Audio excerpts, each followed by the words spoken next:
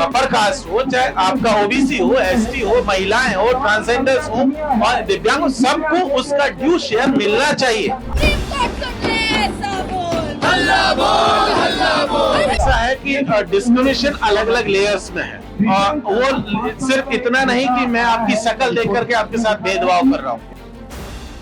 UGC का जब नया नियम आया 2026, तो उसको लेकर सवर्ण समाज सड़कों पर उतरा, उसने विरोध करा, उसने कहा कि ये हमारे लिए खतरे की घंटी है, हमारे बच्चों का भविष्य बर्बाद करने वाली घंटी है, हम पे अगर झूठा आरोप लगेगा तो हम क्या करेंगे।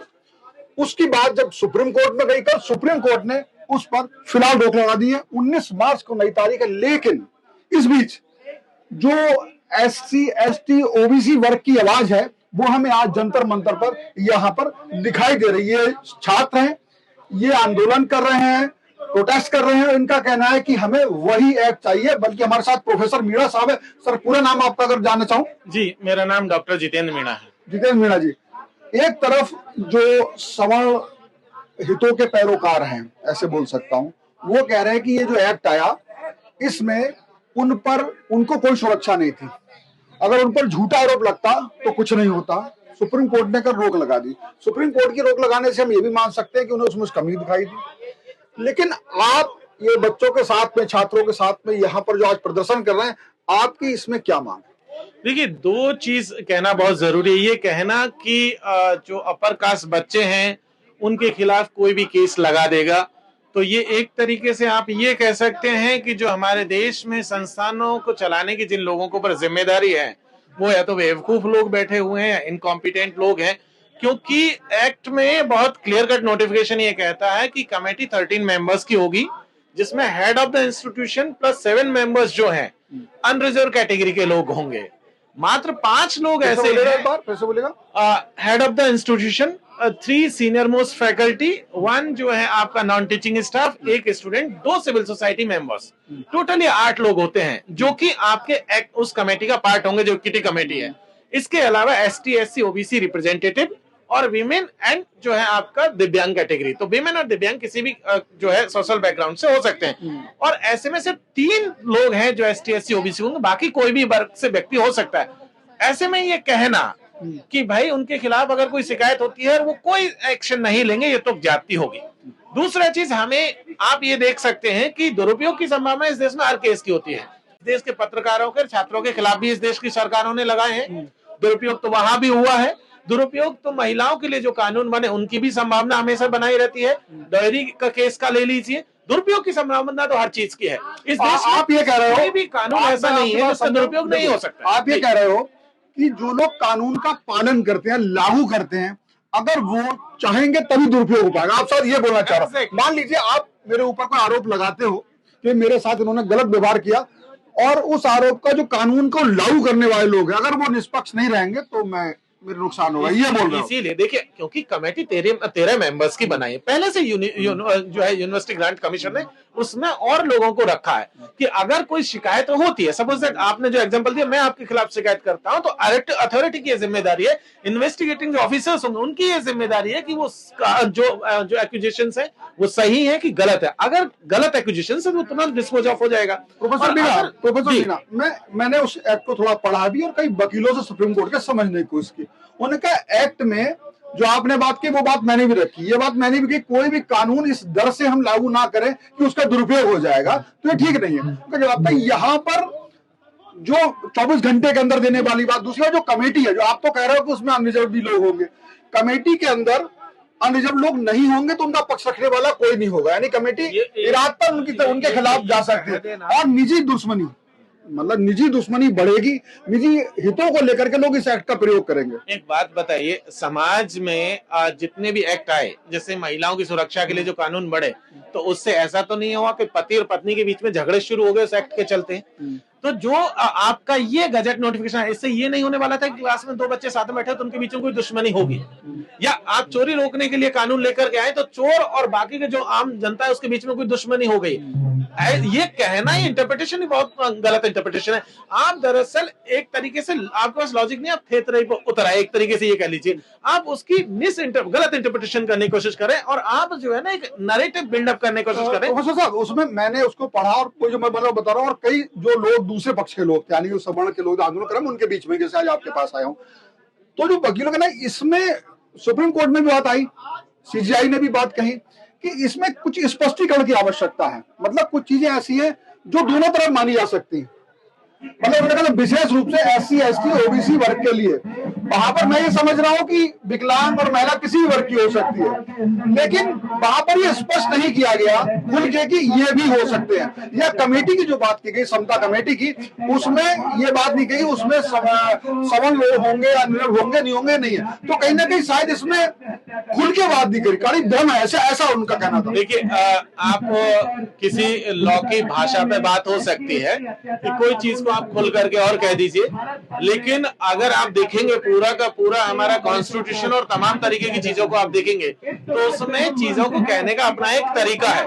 जैसे महिलाओं के लिए जो कानून बने उसमें पुरुषों का जिक्र नहीं है, या महिला आयोग बना हुआ उसमें कोई पुरुष नहीं होता है, तो ये उसी तरीके की बातें हैं। आप बहुत क्लियर कट एक एग्जांपल के तौर पे समझाते हैं। इस देश के यूनिवर्सिटीज के जो वाइस चांसलर्स हैं, प्रिंसिपल जो कॉलेजेस के हैं, 99% अपर कास्ट है। ये तो गवर्नमेंट मानती है, ये तो गवर्नमेंट का खुद का अपना डेटा है जो पार्लियामेंट में लगातार पेश करती रही है कि इस देश का 99% यूनिवर्सिटीज के जो हेड ऑफ द जो है वाइस चांसलर जो है वो अपर कास्ट है। और ऐसे में वही तो कमेटी का भी चेयर करेंगे।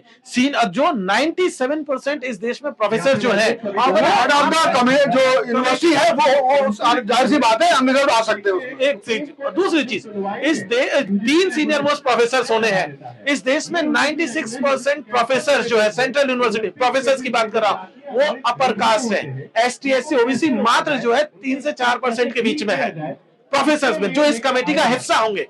फोर्थ पॉइंट, जो नॉन टीचिंग होगा वो कोई भी हो सकता है, वो कोई भी हो सकता है, वो हेड ऑफ द इंस्टीट्यूशन चुनेगा। ये भी बात आई निकल के कि जैसे प्रोफेसर जो आपने बताया कि अनरिजर्व हो सकते हैं, कई बार ये हुआ, ये आरोप लगा कि टीचर नंबर कम देते हैं। मैं यहाँ भी सुना तो बच्चे भी कह रहे थे नंबर कम। ये कोई आदमी अगर सही से तैयारी नहीं करेगा, परीक्षा सही से नहीं देगा, या उसका इंटरव्यू में कोई दिक्कत आएगी, तो फिर वहां पर तो परेशान होगा ना वो। ये वाली बात है। ये एक चीज मैं आपको बताऊं, नंबर नहीं देना बहुत छोटी चीज है। ये तो बहुत छोटी चीज है जब प्रोफेसर नंबर नहीं देते। जाति, ये सिर्फ इसलिए नहीं कि जो नहीं पढ़ रहा जाति के आधार पर, जो नहीं पढ़ रहा उसका तो सबको पता है, ऐसा नहीं कि बाकी लोगों को नहीं पता है। जो उसके साथ में जो स्टूडेंट्स पढ़ रहे हैं उनको भी पता है कि ये बच्चा नहीं पढ़ रहा है। लेकिन हम जो उस कैटेगरी से जो लोग आते हैं, जो एसटी, एससी, ओबीसी से आते हैं, अगर मैं अपनी बात करूं तो ऐसे बहुत सारी चीजें। आप वैसे पूछ सकता हूं कि आप किस कैटेगरी का? मैं एसटी हूं, मैं आदिवासी हूं। मैंने 2017 में पीएचडी जमा किया था, मेरा 3 साल लगा वाइवा होने में। आप अपने में बताइए आपको किस तरह की बातें कही। मैं आपको बता रहा हूँ ना, जिस वाइवा को ज्यादा से ज्यादा 6 महीने लगना चाहिए, उसे 3 साल लग गया वाइवा को। वाइवा होने लटकाया इरादतन। और उसका नुकसान ये होता है कि मेरा जो प्रमोशन 2018 में होना था वो प्रमोशन 2020 तक टेका, क्योंकि वाइवा 2020 में हुआ है। आप बोल रहे हैं आपके साथ के सामान्य जाति के लोग थे उनका हो गया? मैं ये कह रहा हूं कि आप इंटेंशनली रोकते हैं, आप इंटेंशनल। दूसरी चीज आपको और एग्जांपल, मैं जरा सवाल रह गया, वो आपके साथ के जो सामान्य जाति के लोग थे, क्या उनका वाइवा हो गया? ये बिल्कुल होता है, बिल्कुल होता है। और ये सिर्फ मैं अकेला नहीं, मैं आपको बताता हूँ पायल तड़वी के केस में क्या हो। पायल तड़वी जो मेडिकल स्टूडेंट थी, उसे लैब नहीं यूज करने दिया जा रहा था। उसकी साथियों के द्वारा, जो साथी उसके साथ पढ़ रही थी, उन्हीं डॉक्टर्स के द्वारा उसे लैब नहीं यूज करने दिया गया और उसके चलते उसने सुसाइड किया। और सिर्फ इतना नहीं, आईआईटी में आपने दर्शन सोलंकी का केस सुना। मैं आपको बताता हूँ 2012-13 में एक कंप्लेंट आई कि सफदरजंग मेडिकल कॉलेज जो है, हमारा सफदरजंग हॉस्पिटल जिसको कहते हैं, उसमें जाति के देख करके कॉपियां चेक होती है। और ये बड़ा एलिगेशन था। इस पे सरकार ने कमेटी बना करके इसकी जांच की और ये चीजें सही साबित पाई गई। 2012 में अनिल मीणा ने इसमें सुसाइड किया। ऐसे बहुत सारे, हम ये नहीं कह रहे कि सारे केसेस में ऐसा है, लेकिन बहुत सारे केसेस हैं जहां प्रोफेसर साहब, मैं सुन रहा था काफी चर्चा, कोई बहस मेरी भी होती है तो लोग रखते हैं वो सच है झूठ है, उसमें हालांकि बहुत जांच करनी पड़ती है। लेकिन कहा गया कि जो नंबर आई है 300 समथिंग जो शिकायतें हुई हैं, ये यूनिवर्सिटी की संख्या के मुकाबले में बहुत कम है, बहुत कम है। क्या वजह मानते ये वो जो दूसरा पक्ष कह रहा है वो ये कह रहा है कि भाई जाति नहीं होती है इसलिए कम है। नहीं, अगर मैं मान लेता हूँ जाति नहीं होती इसलिए कम, बहुत अच्छी बात है, फिर तो आपको डरने की जरूरत नहीं, 300 ही मामले थे। फिर तो वो डरने की बात नहीं कर रहे, वो कह रहे इस कानून के बाद इतनी पावर आ जाएगी ये निरंकुश हो जाएगा व्यक्ति। एक ये कहना बहुत जाती होगी, क्योंकि पिछले 75 साल बाद आप ये कह रहे हैं कि 300 शिकायतें हैं, तब तो किसी को डरने की जरूरत ही नहीं थी, तब तो आपको वेलकम करना चाहिए था। अभी जो 2012 का है उसकी वजह से, लेकिन ये कानून जो आया था 2000 वो तो मोदी को ये मानना है, मोदी के पूरे खिलाफ हो गए, कह रहे सरकार की साजिश थी, क्योंकि उसने ओबीसी SC ST वोट जो राहुल गांधी या अखिलेश यादव जो पीडीए या राहुल गांधी आवाज उठा रहा है ओबीसी की, तो उसकी वजह सरकार ने क्या किया कि वोट बैंक की वजह से गेम खेला और इनको अपने पाले में करने के लिए एक एक्ट ले लिया। वो अदालत में गिरी जाना था, ऐसा उनका कहना था। वोट बैंक के लिए मोदी ने सवर्णों से धोखा कर दिया, जबकि वो उनके मतलब कोर वोटर है। देखिए पॉलिटिकल, जाहिर सी बात है, कोई भी पॉलिटिकल पार्टी जो इस देश में एग्जिस्ट करती है वो नंबर्स के हिसाब से काम करती है, इसमें तो कोई दो राय नहीं है। तो मोदी ने भी किया। एक सेकंड, बिल्कुल ये तो बहुत दो राय नहीं है, और इसलिए क्योंकि इसमें तो मोदी साहब को अगर देखोगे तो इसमें इंटरेस्टिंग चीज ये है कि जो कमेटी बनी 30 मेंबर की कमेटी में 16 बीजेपी के थे, और वहां से जो फैसला किया गया था, जो रिकमेंडेशन यूजीसी को भेजी गई थी, उसमें यूनानिमस फैसला था, यही कमेटी का फॉर्मेशन को लेकर के यूनानिमस फैसला था।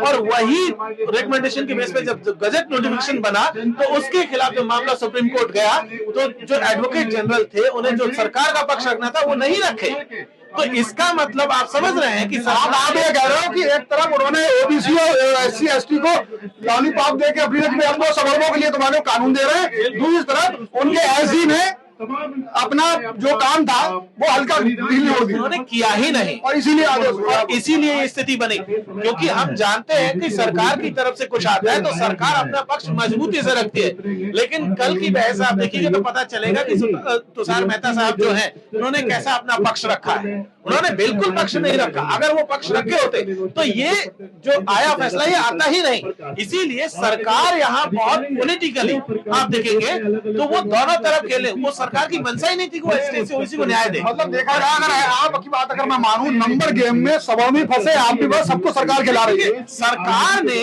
दरअसल ST SC OBC के साथ धोखा किया। हम लोग पिछले 10-15 सालों से रोहित एक्ट की बात कर रहे थे कि डिस्क्रिमिनेशन जो सीरियसली कैंपसेस में हो रहा है उस पर रोक लगाई जाए, और सरकार ने उस जो प्रेशर को रिलीज करने के लिए किया, लेकिन उसके चलते आप देखेंगे तो पता चलेगा कि बहुत जो उस मूवमेंट को जो है ये हानि पहुंचाने का काम किया। विपक्ष का मुद्दा कब जाने के लिए गेम किया, आप ये बोल रहे हैं। मैं चलिए सवाल पे आता हूँ, आप चूंकि प्रोफेसर हो, आप उस पद पर हो जहाँ पर विशेष सम्मान होता है, और क्या अब भी आपको ऐसा लगता है कि जो सवर्ण समाज के प्रोफेसर है, स्टूडेंट आपको कमतर आंकते हैं, या कुछ ऐसा इनडायरेक्ट डायरेक्ट सुनने को ऐसा है कि डिस्क्रिमिनेशन अलग अलग लेयर्स में है, और वो सिर्फ इतना नहीं कि मैं आपकी शक्ल देख करके आपके साथ भेदभाव कर रहा हूँ, ये कई जाति देख के तो हो सकता है, जाति देख करके एकदम। लेकिन दो तरीके से चलता है, एक अगर बराबर के हम प्रोफेसर के बीच में है तो सीनियरिटी की रेस में जब आएंगे आप तब आपके साथ वहां होगा, जब आपका प्रमोशन का मसला आएगा तब ये वहां पर होगा, जब आपको और किसी जगह अपॉइंट होना होगा तब वहां आप आएगा जब पता चलेगा कि आपकी सीट NFS कर दी गई।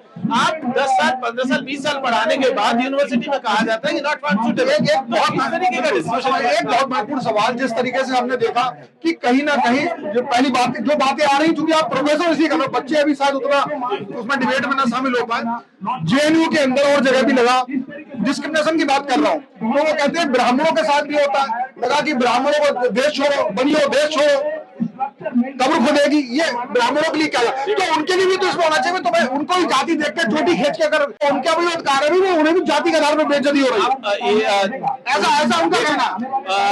चोटी देख करके यादवों की कुछ चोटी जो कथावाचक बन करके घूम रहे थे यूपी में, चोटियां उनकी भी खींची गई, उसको उसकी निंदा हुई है, उसकी हमने, लेकिन मैं JNU वाली बात पूछ रहा हूँ। सिर्फ JNU नहीं, कहीं पर भी कोई ऐसी चीज होती है उसको कोई सपोर्ट नहीं करा, सब उसकी निंदा ही करते हैं, लेकिन उसके लिए कानून तो नहीं है। एक चीज आप समझे, बिल्कुल कानून है, आपका पब्लिक प्रॉपर्टी डिफेमेशन के क्या हुआ, अगर वहां पर ब्राह्मणों की कब्र खोदने की बात कही, देश निकालने की बात कही, तो JNU में क्या हुआ, कौन आया, आप आएंगे? दो चीजें आप बहुत क्लियर कट समझ लीजिए, ब्राह्मण और ब्राह्मणवाद दो अलग अलग चीजें हैं। आप दोनों के बीच में डिफरेंस करेंगे तब जाकर के आप सही मायने में समझ पाएंगे। ब्राह्मणवाद एक डोमिनेंट आइडियोलॉजी को कहा जाता है जो वर्चस्व की राजनीति करता है, जो दूसरे को दबाने की कोशिश करता है। लेकिन छात्र उसका शिकार होते हैं। नहीं, गलत, एकदम गलत बात, ये एकदम से सरासर गलत बात है। ये सवाल यही कह रहे हैं, सवाल आंदोलन तो कर रहे हैं। उन्होंने तो बहुत कुछ कहा है। उन्होंने तो इस एक्ट के माध्यम से इस पर रोक लगा करके जातीय भेदभाव को लेजिटिमेट करा दी, उसे वैधता दे दी।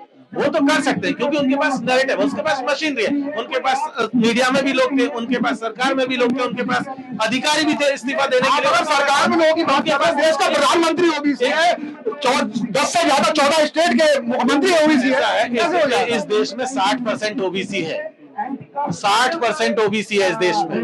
60% जगहों पे ओबीसी नहीं है, लेकिन इस देश में संख्या के हिसाब से सब मिलना चाहिए। बिल्कुल मिलना चाहिए। आप जिसकी जब आपके पिताजी ने जब विरासत आपको छोड़ी होगी, आपके भाइयों को छोड़ी होगी, तो ऐसा तो नहीं हुआ होगा बड़े को सारा माल दे दिया, छोटे को कुछ नहीं दिया होगा, सबको बराबर किया होगा ना। तो वही बराबरी की बात हो रही है कि भाई इस देश में जिसकी जितनी जनसंख्या है, चाहे अपर कास्ट हो, चाहे आपका ओबीसी हो, एसटी हो, महिलाएं हो, ट्रांसजेंडर्स हो और दिव्यांग हो, सबको उसका ड्यू शेयर मिलना चाहिए, उसकी संख्या के हिसाब से मिलना चाहिए। वो सिर्फ नौकरियों की बात नहीं, सिर्फ विश्वविद्यालय की बात नहीं है। और यही दबाव आया पीएम ने और ये गेम हुआ। देखिए, एक चीज आप समझिए कि अगर आप इसको बराबर नहीं करेंगे तो ये इनजस्टिस होगा उस लोगों के साथ जो 1000 साल से झेलता रहे। मैं एक लास्ट बात कहकर अपनी बात को खत्म कर रहा हूं यहीं पर। 1871 में क्रिमिनल ट्राइब एक्ट आया था, उसके तहत क्रिमिनल ट्राइब्स की लगभग 200 से ज्यादा कम्युनिटीज, 127 तो ऑफिशियली सेंट्रल लिस्ट में थी, लगभग 42 कम्युनिटीज जो है मद्रास प्रोविंस में और 45 के आसपास बॉम्बे प्रेसिडेंसी में, लगभग 200 से ऊपर कम्युनिटीज थी जिन्हें क्रिमिनल ट्राइब का ठप्पा लगा दिया गया।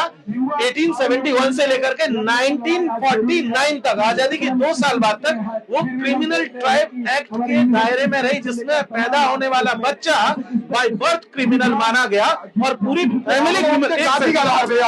बिल्कुल। तो ऐसे में वो कम्युनिटी जिसका 11 से 12 साल का बच्चा होते ही जिसे डेली आपको पुलिस थाने में अटेंडेंस देनी पड़ती थी, उस एट्रोसिटीज को आप देखिए, वो हिस्टोरिकल जो इंजस्टिस उनके साथ हुआ है।